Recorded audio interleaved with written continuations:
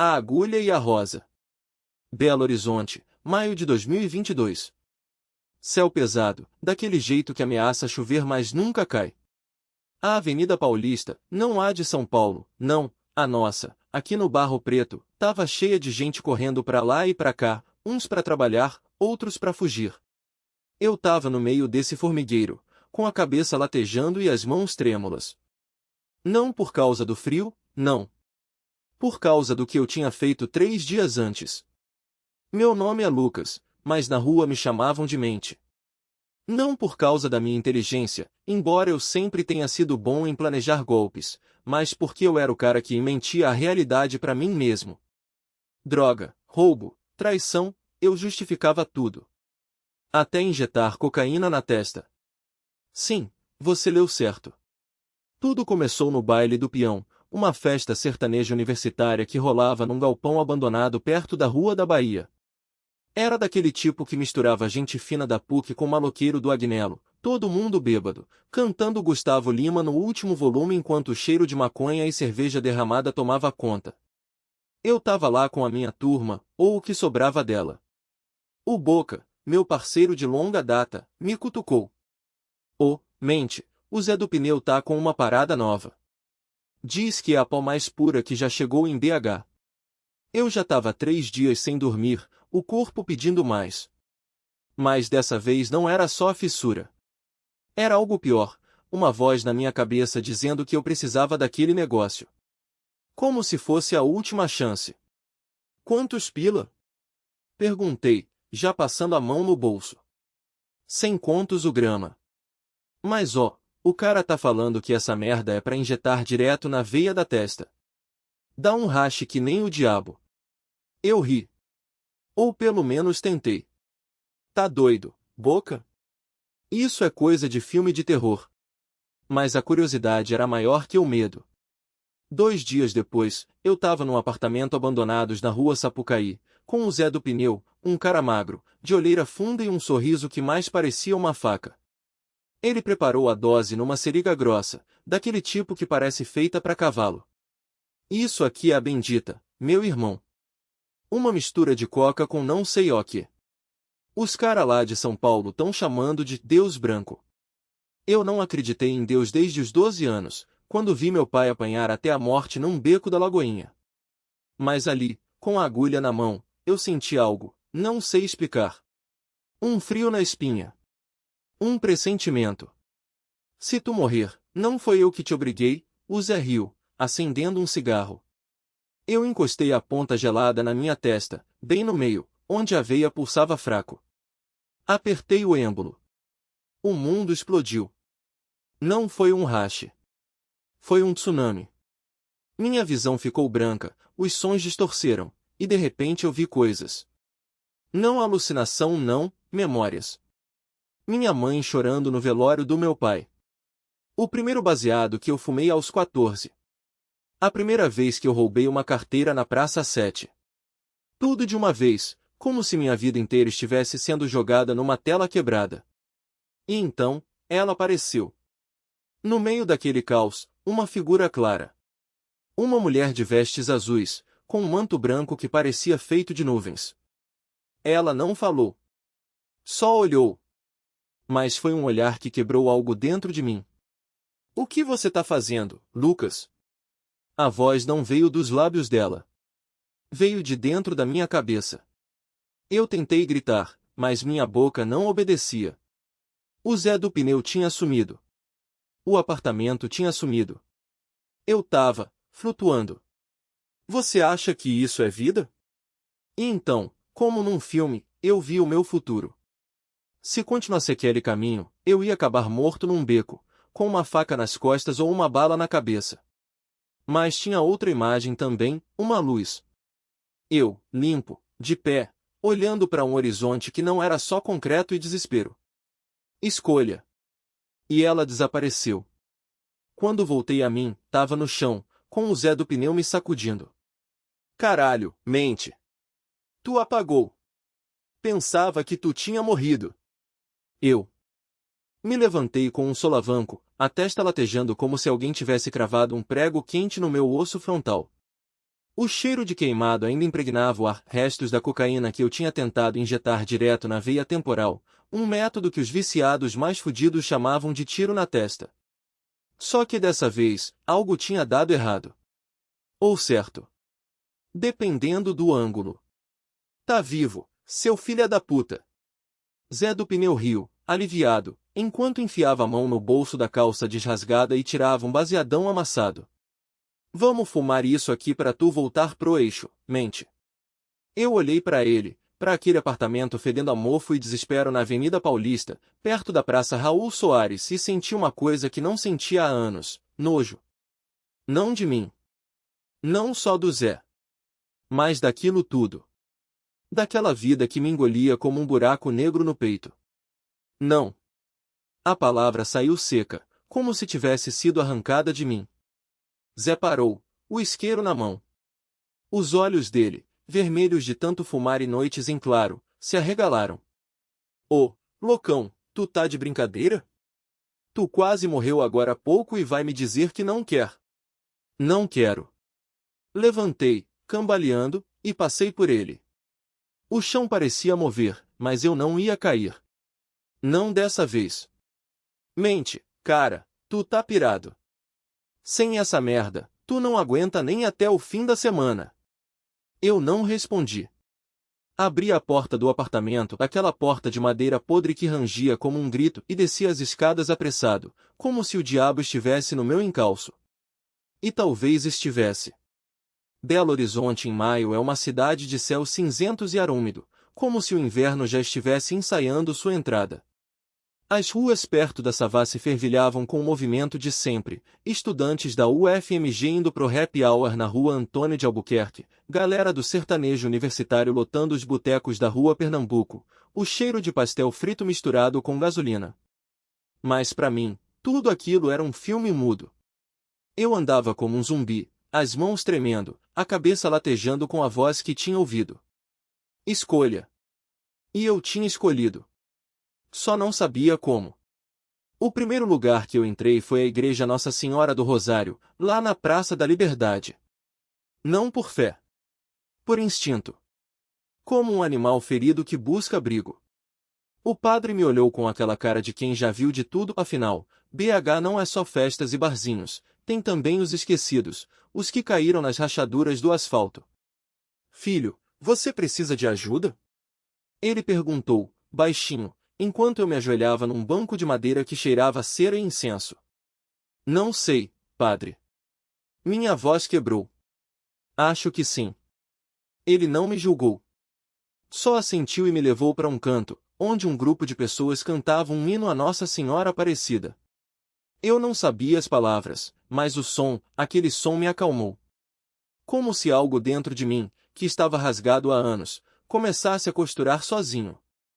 Aqui tem um grupo de apoio para dependentes químicos, o padre disse, me passando um papel com um endereço na Rua da Bahia. Eles se reúnem às terças. Você deveria ir. Eu guardei o papel. Não prometi nada. Mas também não joguei fora. Os dias seguintes foram um inferno. O corpo pedia droga como um bebê chora por leite. Suor frio, dores nos ossos, alucinações. Uma vez, eu juro que vi o Zé do Pneu na minha frente, rindo, me oferecendo um baseado. Outra vez, foi a voz de novo, aquela voz dizendo, aguenta mais um pouco. E eu aguentava. Até que, numa terça-feira nublada, eu apareci na reunião. Um porão úmido, cadeiras de plástico, café ruim e pessoas com olheiras fundas como as minhas. Mas tinha algo ali que não tinha no apartamento do Zé, esperança. Não aquela coisa piegas de cartaz motivacional, mas a esperança suja, rasgada, que sobra quando você já perdeu tudo e ainda assim se levanta. Meu nome é Lucas, e eu sou viciado. Foi a primeira vez que falei aquilo em voz alta. E não doeu tanto quanto eu pensava. Um mês depois, eu estava trabalhando num boteco na rua Cláudio Manuel, lavando copos e ouvindo sertanejo universitário no rádio. O dono, um cara chamado Seixas, me deu a chance porque a irmã dele tinha a mente e a agulha. A irmã do Seixas tinha se afogado em cachaça e remédio, então ele sabia reconhecer um afogado quando via um. Não me perguntou nada, só jogou um pano sujo na minha mão e apontou para a pia cheia de copos com o resto de Skol e caipirinha de morango. O rádio tocava "Cê Topa", do Jorge e Mateus, e eu, que antes só ouvia o barulho da minha própria respiração ofegante atrás de uma porta trancada, agora balançava a cabeça sem querer no ritmo. Ó, Lucas, se tu quiser, depois do expediente a gente vai num pagode ali na Avenida Amazonas. Tem umas minas que curtem um forró também, se tu for de boa, disse o Seixas, jogando uma nota de 10 no meu bolso como se fosse troco de algo que eu não tinha comprado. Eu não fui. Não por medo, não por vergonha, mas porque ainda sentia a marca da agulha na testa como um terceiro olho que via demais. Às vezes, quando passava a mão no local, jurava que a pele ainda ardia. Era maio, o céu de Belo Horizonte pesava como chumbo, e eu ainda não tinha coragem de encarar a luz do dia sem óculos escuros, mesmo à noite. Mas foi numa sexta-feira, depois de uma semana lavando copos e ouvindo o mesmo CD do Gustavo Mioto repetir até o fiofó doer, que tudo mudou. O boteco encheu mais cedo daquele dia. Um grupo de estudantes da UFMG, aqueles que curtem sertanejo universitário como se fosse religião, invadiu as mesas da calçada. Eles pediram caipiroscas com o nome de santos, uma Santa Clara, uma São Jorge, e uma Nossa Senhora Aparecida para fechar, brincou uma loira de short jeans e botas de couro. Eu ri sem graça, servindo os drinks com mãos que ainda tremiam um pouco. Foi quando ele entrou. Zé. Não o Zé que me vendia droga, mas o Zé que eu tinha roubado para comprar mais. Um Zé com cicatriz no queixo e olhares que cortavam como gilete. Ele sentou no balcão, pedindo uma brama gelada, e me encarou como se eu fosse um fantasma que ele não sabia se queria exorcizar ou abraçar. E aí, Lucas? Tava sumido, né? Pensava que tu tinha virado comida de rato em algum beco da Lapa. Engoli seco. O Seixas estava no fundo, contando dinheiro. Ninguém ia me salvar. Tô limpo, falei, baixinho. Zé riu, um som seco como casca de árvore queimando. Limpo? Tu?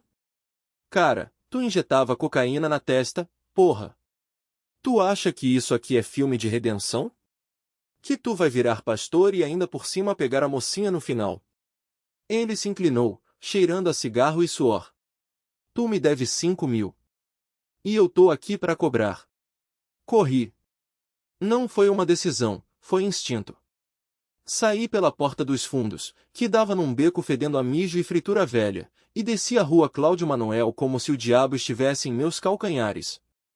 Zé gritou algo, mas eu já estava na Avenida Paulista, espremido entre carros e ônibus, o coração batendo tão forte que jurava que ia explodir. Não tinha para onde ir. O apartamento que eu alugava na Savassi tinha sido vendido, o dono descobriu que eu usava o banheiro como ponto de injeção, e a pensão da Rua Bahia não aceitava mais clientes problemáticos, como o gerente chamou minha cara na última vez que apareci lá cheirando a desespero. Foi então que vi ela. Não uma mulher. Uma imagem. Numa vitrine de uma loja de artigos religiosos, entre terços e velas de 7 dias, estava uma estátua de Nossa Senhora Aparecida, pequena, de cerâmica branca e azul. E algo nela me chamou. Não foi voz, não foi luz. Foi uma certeza. Entrei na loja como se estivesse em transe. A dona, uma senhora de cabelos grisalhos e colar de pérolas falsas, me olhou com desconfiança. Tá precisando de alguma coisa, meu filho? Apontei para a santa. Quanto custa? Ah, essa aqui é especial. Veio de Aparecida do Norte, benzeada pelo padre Cícero. R$ 50. Eu tinha 27 no bolso. E uma aliança de ouro que tinha roubado da minha mãe antes de ela me deserdar. Aceita isso? Perguntei, tirando o anel do dedo. A mulher hesitou, mas depois pegou a aliança, pesou na mão como se fosse julgar minha alma. Tá bom. Mas leva ela com fé, hein? Não é enfeite não. A santa e o sangue. A estatueta de Nossa Senhora Aparecida cabia na palma da minha mão, mas pesava mais que todas as pedras que eu tinha carregado na vida. Saí da loja de artigos religiosos na Avenida Paulista, com o céu de maio cinzento ameaçando chover, e senti um arrepio que não era só do vento. Era como se alguém tivesse soprado no meu pescoço. Tá achando que vai se salvar com isso, é? Uma voz rouca sussurrou atrás de mim. Não precisei virar para saber quem era. O cheiro já entregava, suor azedo, cigarro barato e aquele fedido de cocaína queimada que gruda na pele. Era o Zé Ruivo, meu antigo parceiro de farra, agora meu credor. E credor de viciado não perdoa. Calma, irmão. Tô arrumando a grana, menti, apertando a santa contra o peito. Arruma até amanhã, ou te arrebento. Ele cuspiu no chão, mancha escura no cimento rachado. E dessa vez, não vai ser só um tapa não. Vou te fazer injetar água sanitária para ver se limpa essa merda que tu é. Ele riu, mas eu não. Porque eu sabia que ele falava sério. Eu era mente. Não aquele tipo que lê pensamento não, isso é coisa de filme. Eu era o cara que planejava os golpes, que sabia quando a polícia ia bater, que calculava os riscos como se fosse um jogo de xadrez sujo. Só que, dessa vez, eu tinha errado feio. Roubei a droga errada, do traficante errado, e agora devia 5.000 reais. Em 24 horas. Corri até a Praça 7, onde o movimento de estudantes e office boys me dava cobertura. O cheiro de pastel frito das barracas se misturava ao som de um violão tocando coração na contramão num cantinho. Sertanejo universitário, aquele som que embalava as festas da UFMG, onde eu já tinha roubado mais de uma carteira bêbada. Psiu, véi. Um moleque de boné virado para trás me chamou de uma banca de jornal. Era o Buiu, meu olheiro de 14 anos, que já sabia demais para a idade. Os cara tão te procurando. Zé Ruivo tá com uma faca cerrada. Merda, resmungei. Mas eu sei onde tem um coroa que paga bem por informação. Um advogado lá na Savassi. Diz que tá precisando de um consultor para um caso. Que tipo de caso? Buiu coçou a cabeça. Não sei não. Só sei que o homem tá desesperado. Fala que é vida ou morte. O escritório do Dr. Alencar ficava num prédio antigo da rua Antônio de Albuquerque, entre um consultório de dentista e uma loja de vinhos. O homem atrás da mesa era gordo, de terno caro e olheiras fundas. Quando eu entrei, ele estava tomando uísque direto da garrafa. Você é o tal do mente? Perguntou, sem nem levantar os olhos. Depende. Se for para me pagar, sou. Ele jogou uma foto na mesa. Era uma menina, uns 12 anos, de tranças e sorriso faltando um dente. Minha filha. Sumiu há 3 dias. A polícia não faz nada. Dizem que é mais uma fugitina. Meu estômago revirou. Não era meu tipo de serviço. Eu roubava, trapaceava, mas criança? Isso era podridão demais. Não sou detetive, doutor. Não preciso de detetive. Preciso de alguém que saiba onde procurar. Ele finalmente me olhou. Alguém que conheça o submundo dessa cidade.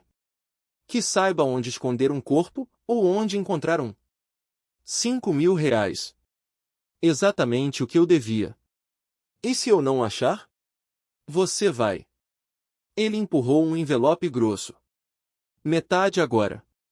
Metade quando ela estiver de volta. Segui o rastro como um cão de caça. Comecei no mercadão de Lagoinha, onde as bocas de fumo se misturavam com os boxes de peixe. Um traficante magricela chamado Dentinho me disse que tinha visto a menina com um homem de camisa xadrez, tipo caipira de boutique. Tava com ela num carro preto, um Corsa velho. Falou que ia levar ela para uma festa. Que festa? Não sei, irmão. Mas ouvi falar de um rolê hoje à noite num galpão lá para perto da linha verde. Tá rolando umas paradas pesadas. O cérebro doía. Não era só a abstinência, era a imagem daqueles olhos assustados na foto. O galpão ficava num beco sem saída, atrás de um posto de gasolina abandonado. Cheguei lá com uma faca no cinturão e a santa no bol. A facada e a fé. O galpão cheirava a gasolina queimada e cerveja barata. As paredes de zinco rangiam com o vento que vinha da linha verde, e o som de um sertanejo universitário ecoava distorcido num caixão de som furado. Tá rolando um forró, mas o coração tá em pedaço. No meio da fumaça de maconha e do cheiro azedo de suor, vi ela. A menina da foto, sentada num tamborete de plástico, com os olhos vidrados e as mãos trêmulas. Ao lado dela, o homem de camisa xadrez, um playboy de barba feita, daqueles que frequentam as baladas da Savassi mas caem na real quando o dinheiro acaba. Ele segurou o braço dela com força, e foi aí que vi a seriga na mesa. Não pensei. Pulei em cima dele como um louco, a faca já na mão. O primeiro golpe rasgou a camisa, mas ele era rápido, me deu um soco no queixo que me jogou contra a parede. A dor explodiu na minha cabeça, mas ouvi um grito: Maria, me ajuda! Não era a voz da menina. Era a minha. E então, algo aconteceu. O homem tropeçou, como se alguém tivesse puxado os pés dele. A seriga caiu no chão, e a menina correu para trás de mim, chorando. O playboy tentou se levantar, mas caiu de novo e dessa vez, com um soluço. Quando olhei para baixo, vi sangue escorrendo do meu braço. Não da faca. De um ferimento antigo, uma marca de agulha que nunca tinha fechado direito. E ela ardia. Não como dor. Como purgação. O galpão ficou em silêncio. Até o som do sertanejo parou. Só se ouvia a respiração ofegante da menina e o meu coração batendo como se fosse explodir.